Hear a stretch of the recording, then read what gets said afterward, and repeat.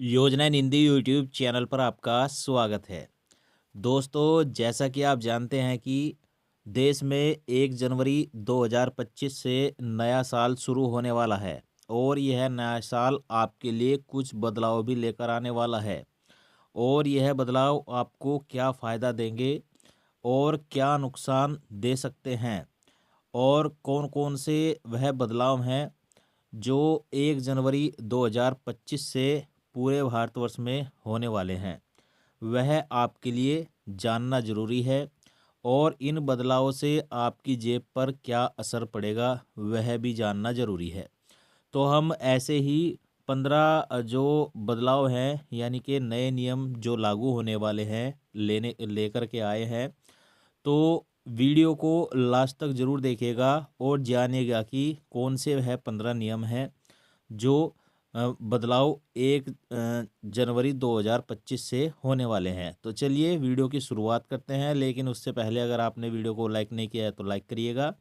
Channel पर नए आए हैं तो सब्सक्राइब भी ज़रूर करिएगा। देखिए साथियों, यह जो बदलाव है पेंशन को लेकर भी है, यानी कि पेंशन के नियम भी हैं और भी बहुत कुछ हैं। तो चलिए वीडियो की शुरुआत करते हैं। देखिए, यूपीआई 134 पे से जुड़ा हुआ नया नियम जो 1 जनवरी से लागू होगा। देखिए, रिजर्व बैंक ऑफ इंडिया ने यूपीआई 123 पे से जुड़े नियमों में बदलाव किया है। भुगतान की जो लिमिट है वह डबल कर दी गई है। अब ग्राहक बिना इंटरनेट 5,000 रुपये नहीं बल्कि 10,000 रुपये तक का ट्रांजैक्शन कर पाएंगे। यानी कि अगर आप यूपीआई 123 पे चलाते हैं तो पहले जो इसकी लिमिट 5,000 रुपये ट्रांसफ़र करने की थी, अब बढ़ाकर 10,000 कर दी है। अब आप 10,000 रुपये का ट्रांजैक्शन कर सकते हैं। केंद्र सरकार का बड़ा फैसला है। अब कक्षा 5 से 8वीं में फेल छात्र नहीं होंगे प्रमोट। नो डिस्टेंस पॉलिसी ख़त्म कर दी गई है। चलिए आगे बढ़ते हैं। किसानों के लिए खुशखबरी है। भारतीय रिजर्व बैंक ने किसानों के लिए बिना गारंटी लोन की सीमा बढ़ा दी है। अब उन्हें 1,60,000 नहीं बल्कि पूरे 2 लाख रुपए तक का लोन मिलेगा, वह भी बिना गारंटी के। और यह नियम 1 जनवरी 2025 से लागू होगा। पेंशनर्स की बल्ले बल्ले। ईपीएफओ पेंशनर्स और कर्मचारियों को नए साल से पहले सरकार ने तोहफा दिया है। नई सर्विस शुरू की गई है। अब पेंशनर्स देश के किसी भी बैंक से पेंशन राशि निकाल पाएंगे। बैंक जाकर सत्यापन करने की ज़रूरत नहीं है। यानी अगर आप ईपीएफओ के पेंशनर हैं, कर्मचारी हैं, तो आपको बड़ा तोहफा दिया है। अब आप देश में कहीं भी अपनी पेंशनर किसी भी बैंक से निकाल सकते हैं और आपको बैंक में जाकर सत्यापन की भी ज़रूरत नहीं है।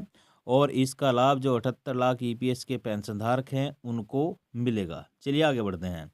देखिए, थाईलैंड ई वीज़ा। थाईलैंड जाने के लिए ई वीज़ा सिस्टम लागू होने वाला है। इसका लाभ भारतीयों को मिलेगा। इसके तहत टूरिज्म और बिजनेस के लिए 60 दिन तक की वीज़ा छूट मिलेगी और नियम 1 जनवरी 2025 से लागू होने वाला है अगर आप थाईलैंड जाना चाहते हैं। टेलीकॉम से जुड़ा हुआ। सरकार टेलीकॉम कंपनियों जियो, एयरटेल, बीएसएनएल इत्यादि के लिए नियमों में बदलाव करने जा रही है। अब कंपनियों को एक ही जगह से अनुमति लेनी होगी। कंपनियों को ऑप्टिकल फाइबर और नए मोबाइल टावर लगाने पर फोकस करना होगा। इससे नेटवर्क सर्विस बेहतर होगी। तो यह टेलीकॉम का नया नियम 1 जनवरी से लागू होने वाला है। Share market. अगर आप शेयर मार्केट करते हैं, शेयर मार्केट में पैसा लगाते हैं, तो सेंसेक्स 50 और बैंक से एक्सपायरी में बदलाव किया गया है। अब इनकी हर सप्ताह शुक्रवार को न एक्सपायरी नहीं होगी, मंगलवार को होगी। यानी कि पहले जो नियम था, इन दोनों की एक्सपायरी शुक्रवार को होती थी, लेकिन अब मंगलवार को एक्सपायरी की जाएगी। तिमाही और अर्धवार्षिक कॉन्ट्रैक्शन की एक्सपायरी आखिरी मंगलवार की होगी। चलिए, क्रेडिट कार्ड का नया नियम। रुपए क्रेडिट कार्ड अलाउंस एक्सेस में बदलाव होने जा रहा है। वहीं पब्लिक सेक्टर के बैंक ऑफ बड़ौदा ने भी क्रेडिट कार्ड के अलाउंस एक्सेस में बदलाव का ऐलान कर दिया है। अब यूजर्स को डोमेस्टिक एयरपोर्ट पर अलाउंस एक्सेस का लाभ उठाने के लिए निर्धारित रकम खर्च करनी होगी। एलपीजी गैस सिलेंडर के दाम में बदलाव। देखिए साथियों, 1 जनवरी को एलपीजी सिलेंडर का भाव भी अपडेट होगा। दिसंबर महीने की शुरुआत में 19 किलोग्राम का कमर्शियल एलपीजी सिलेंडर 16.5 रुपये महंगा हुआ था। तो 1 जनवरी को जो रेट अपडेट होंगे उसके अनुसार देखते हैं कि क्या रेट में बदलाव आता है, बढ़ाए जाते हैं या घटाए जाते हैं। महंगी होंगी कारें। मारुति सुजुकी, हुंडई, टाटा, महिंद्रा समेत कई कंपनियों की जो कार हैं उनकी कीमतों में 4% की वृद्धि होगी। बीएमडब्ल्यू और मर्सिडीज भी गाड़ियों को महंगा करेगा। 1 जनवरी से ऑटोमोबाइल मार्केट में गाड़ियां महंगी हो जाएंगी। दिसंबर में बुकिंग करने का आपको फ़ायदा मिल सकता है। तो अगर आप गाड़ी खरीदना चाहते हैं तो दिसंबर में ही बुकिंग कर दीजिए। राशन कार्ड योजना में कई बदलाव हुए हैं। 1 जनवरी 2025 से नए नियम लागू होंगे। अनाज की मात्रा में बदलाव किया गया है। ई-केवाईसी करवाना अनिवार्य है। 31 दिसंबर 2024 की डेडलाइन है।